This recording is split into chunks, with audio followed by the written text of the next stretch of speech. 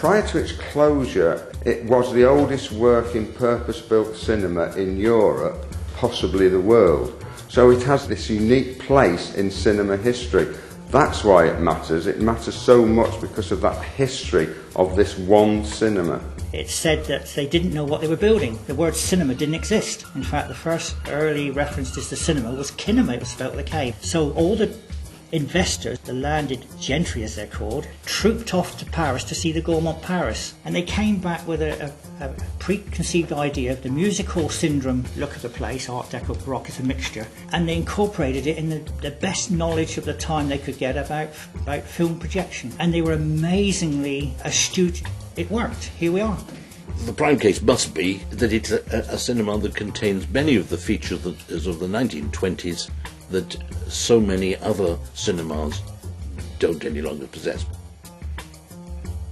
I would like to see it restored to its former glory, promoted that thousands of people will come and see it.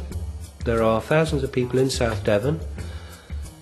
A lot of people would be interested to come and have a look at it, and I feel that if we can promote the cinema as a cinema with other attractions within the building, working in conjunction with the railway, I think they are two projects that will complement each other beautifully. It's going to be an absolutely exciting project to see something, such a grand building, in such a state of dereliction and disrepair, and bring it back to life to how it should be.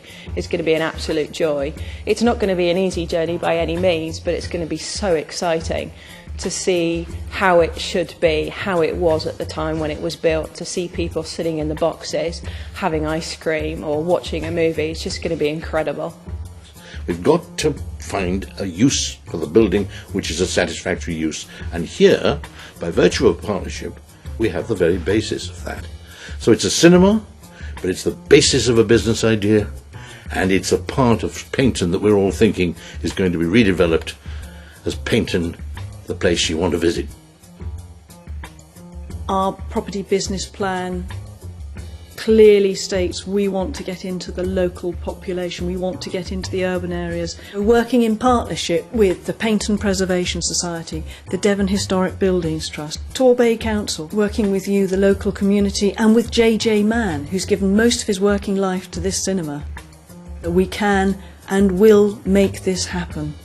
There's a consortium of us, local people, wanting to get this iconic building back on its feet, and we have the opportunity to make a huge difference because urban regeneration is desperately needed here in Paignton, and we are really optimistic that this could be the flagship for urban regeneration.